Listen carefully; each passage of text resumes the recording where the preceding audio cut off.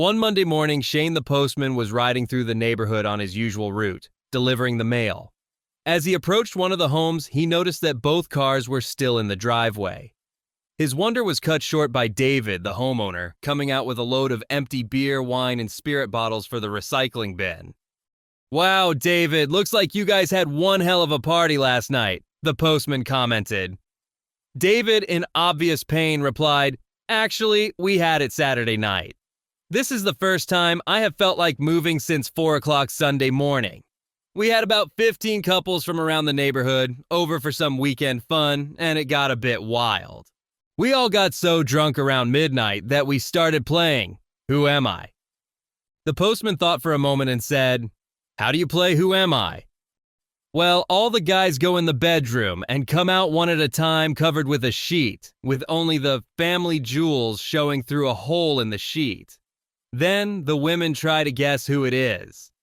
The postman laughed and said, "Sounds like fun. I'm sorry I missed it."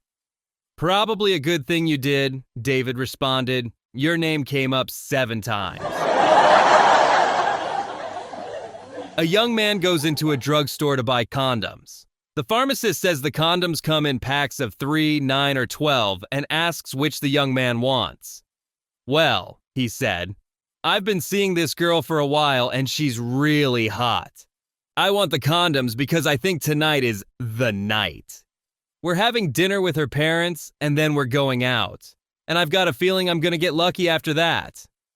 Once she's had me, she'll want me all the time. So you better give me the 12-pack. The young man makes his purchase and leaves. Later that evening, he sits down to dinner with his girlfriend and her parents.